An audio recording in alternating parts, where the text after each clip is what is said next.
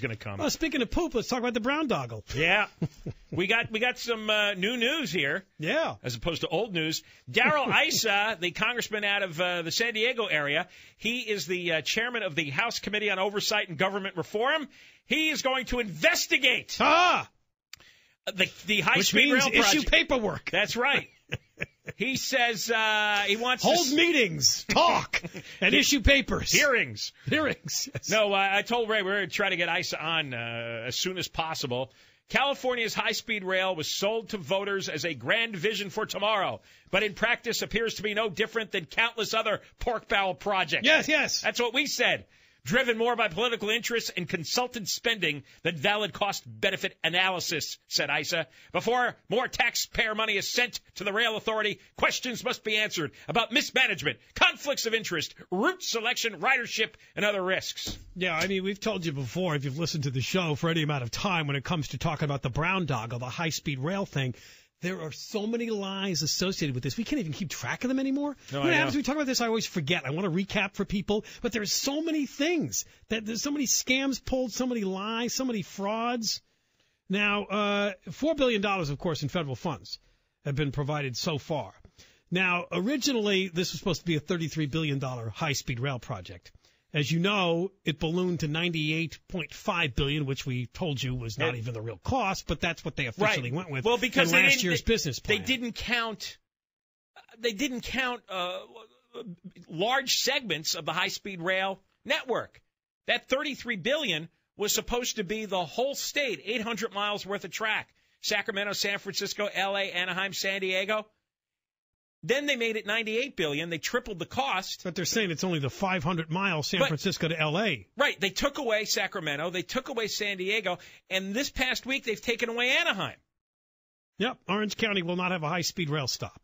You'll have to hop on local train, get to downtown L.A., and then you might be able to get on a high-speed rail. But even then, you may have to go through the upper San Fernando Valley on the local trail line. Well, yeah, actually. And change at Bakersfield? Steve Greenhut, a writer we've had on a number of times, wrote for Bloomberg News. And if you go by the new idea, the new blueprint, he says, you live in South Orange County and you want to go to San Francisco, right? And you've heard about the high-speed rail and you think, oh, that's going to be cool. I'm going to get in there. I'm going to get there in under 3 hours, right? No. You'd have to drive from South Orange County to a parking lot in Anaheim, jump on a slow-speed train to Los Angeles, transfer to another train that meanders towards San Jose, and then transfer to a third train. 3 trains and a car ride from South Orange County to San Francisco. That's the new high-speed rail plan. And that's not what's in the proposition. People were pretty much promised that they could hop on one train and go. And when it comes to L.A. to San Francisco, it's supposed to take 2 hours and 40 minutes. They're going to do slow-speed trains at the front and back end of the L.A. to San Francisco route. They're going to be slow-speed. They're not going to be high-speed, but they want to spend money on slow-speed, and that's illegal. That violates the referendum that you boneheads voted on. Yeah, it's called the blended approach. It's a fancy piece of jargon to say we're going to use existing track that's there from either Metrolink or Caltrain up in the Bay Area or Amtrak. I don't know. We're just going to use existing track and pretend it's high-speed rail because someday it might be. You can't do that. That's illegal. So now it becomes a pork barrel project for the local transit agencies here in Los Angeles and Southern California and in the Bay Area. It's just going to be money dumped so they could, quote, improve their local lines. Well, that's not what we agreed to borrow money for. We are so in debt. We are so broke. And then they lied to us to borrow $10 billion more money, and now it's going to go to what? There's going to be no high-speed train. There will be no high-speed train in anybody's lifetime, not even your grandkids. Nobody. So the bottom line here is that a judge has to throw this out.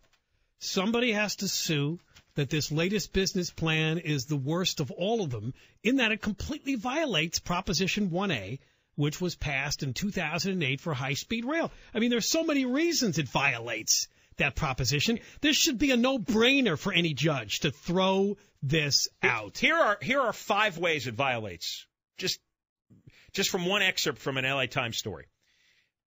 The law says any initial segment has to use high-speed trains. Money for each operating segment needs to be in hand before the construction starts. outside of the $10 billion we agreed to borrow and the $3 billion or $4 billion from the federal government, they don't have money to build most of the segments.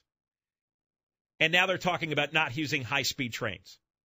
Passengers must board in L.A. and arrive in San Francisco without changing trains. Well, we told you have to change trains twice. As many as 12 trains per hour are supposed to run in each direction. Now they're talking about 2 trains.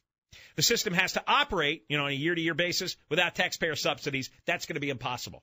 So that's 1, 2, 3, 4, 5 violations of the law right there, and that is not a comprehensive list. By the way, this new business plan says that 2/3 of the money is going to come from the federal government, which is also nonsense. Because while Obama supports high-speed rail, he doesn't control Congress right now, and he may not even win re-election. And even if he does, he may not control Congress again. You see Darryl Issa right now, because the Republicans control the House of Representatives, is making noise about stopping the high-speed rail. What I have read, whatever political analysis, whatever is worth in April, it is very unlikely that the Democrats will hold the Senate, the House, and the presidency. Very unlikely. Yeah, I don't. And as long as the Republicans hold one of the 3 legs, then they're not getting any more money. In fact, it's more likely that somehow this $3.5–4 billion will be taken away.